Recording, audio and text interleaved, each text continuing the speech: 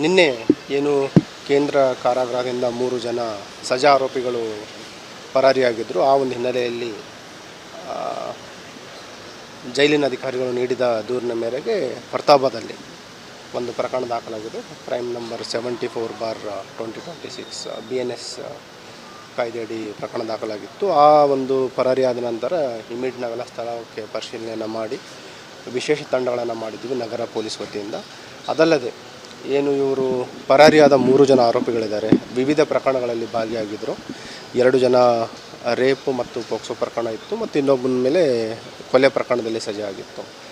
3 ಜನ ಮೂಲತಃ ಬೀದರ್ ಜಿಲ್ಲೆಯವರಾಗಿದ್ದರು. ಹಾಗಾಗಿ ಕಲಬುರಗಿ ನಗರ ಪೊಲೀಸ್ ವತಿಯಿಂದ ಮತ್ತು ಈಶಾನ್ಯ ವಲಯದ DIG ಮತ್ತು SP ಕಲಬುರಗಿ, SP ಬೀದರ್ ಮತ್ತು SP ಯಾದಗಿರಿ ಎಲ್ಲರಿಗೂ ಕೂಡ ನಾವು ಇಂಟರ್ ಡಿಸ್ಟ್ರಿಕ್ಟ್ ಕೋಆರ್ಡಿನೇಷನ್ ಟೀಮ್ಸ್ಗಳನ್ನು ಮಾಡಿ ಕಾರ್ಯಾಚರಣೆಯನ್ನು ಸ್ಟಾರ್ಟ್ ಮಾಡಿದ್ವಿ.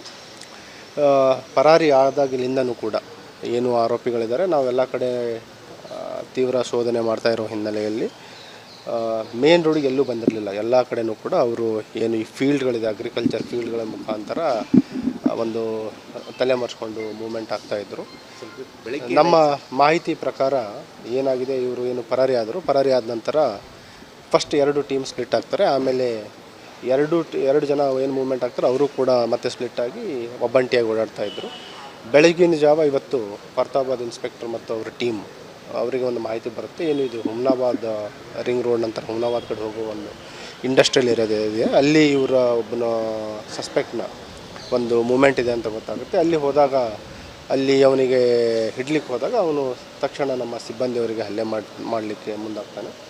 ಆ ಸಂದರ್ಭದಲ್ಲಿ ಅವನಿಗೆ ಸರೆಂಡರ್ ಆಗಿ ಅಂತ ಹೇಳಿದ್ರು ಕೂಡ ಅವನು ಸರೆಂಡರ್ ಆಗಲ್ಲ ಮತ್ತು ಗಾಳಿಯಲ್ಲಿ ಒಂದು ರೌಂಡ್ ಫೈರ್ ಮಾಡಿ ಅವನ ಮೇಲೆ ಒಂದು ಆತ್ಮರಕ್ಷಣೆಗೋಸ್ಕರ ಸೆಲ್ಫ್ ಡಿಫೆನ್ಸ್ಲಿಂದ ಫೈರ್ ಮಾಡಿದ್ದಾರೆ. ಅವನ ಬಲಗಾಲಿಗೆ ಗಾಯ ಆಗಿದೆ. ನಮ್ಮ ಏನು ಇಂಜೂರ್ಡ್ ಸ್ಟಾಫ್ ಇದ್ದಾರೆ, ಕಲ್ಯಾಣಿ ಮತ್ತು ಪ್ರಕಾಶ್ ಅಂತ ಇಬ್ಬರು ಸ್ಟಾಫ್ ಇದ್ದಾರೆ, ಇಬ್ಬರನ್ನು ಕೂಡ ನಾವು ಇಲ್ಲಿ ಆಸ್ಪತ್ರೆಗೆ ಚಿಕಿತ್ಸೆಗೋಸ್ಕರ ಶಿಫ್ಟ್ ಮಾಡಿದ್ದೀವಿ.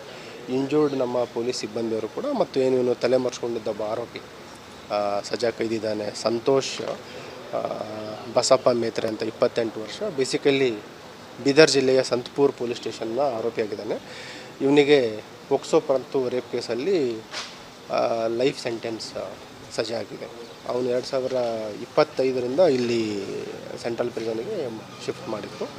ಈಗ ಏನು ಉಳಿದ ಇಬ್ಬರು ತಲೆಮರೆಸ್ಕೊಂಡಿರುವ ಸಜಾ ಕೈದಿಗಳಿದ್ದಾರೆ, ಅವರಿಗೂ ಕೂಡ ಬಂಧನ ಮಾಡಲಿಕ್ಕೆ ನಮ್ಮ ವಿಶೇಷ ತಂಡಗಳು ಕಾರ್ಯಾಚರಣೆಯನ್ನು ಮುಂದುವರಿಸಿದ್ದಾರೆ. ಇವರು ಎಸ್ಕೇಪ್ ಆದಮೇಲೆ 3 ಜನ ಬೇರೆ ಬೇರೆ ಕಡೆ ಹೋದ್ರಾ ಹೇಗೆ ಸರ್? ಫಸ್ಟಿಗೆ 2 ಜನ ಸಪ್ರೇಟ್ ಆಗ್ತಾರೆ. ಇದರಲ್ಲಿ ಏನಿದೆ, ನೀವು ಸಂತೋಷ್ ಮತ್ತು ಇನ್ನೊಬ್ಬ ಸಹಚರ ಅವರು ಒಂದು ಕಡೆ ಮೂವ್ ಆಗ್ತಾರೆ, ಇನ್ನೊಬ್ಬ ಸಪ್ರೇಟಾಗಿ ಮೂವ್ ಆಗಿದ್ದಾನೆ. ನಂತರ ಇವರೆಲ್ಲ ಕಡೆ ಎಲ್ಲಿ ಮೇನ್ ರೋಡಿಗೆ ಬರಬೇಕಂತ ನೋಡ್ತಾರೆ, ಎಲ್ಲ ಕಡೆ ಪೊಲೀಸ್ ಒಂದು ಅಲರ್ಟ್ನೆಸ್ ನೋಡಿ ಅವರು ಎಲ್ಲೂ ಮೇನ್ ರೋಡಿಗೆ ಬರಲ್ಲ.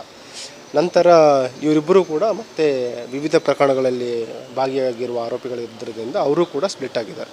ಹಾಗಾಗಿ ಏನು ಉಳಿದ ಆರೋಪಿಗಳು ಇಬ್ಬರು ಇದ್ದಾರೆ, ಅವರು ಕೂಡ ಸಪ್ರೇಟಾಗಿ ಮೂವ್ ಆಗ್ತಾರೋ ಬಗ್ಗೆ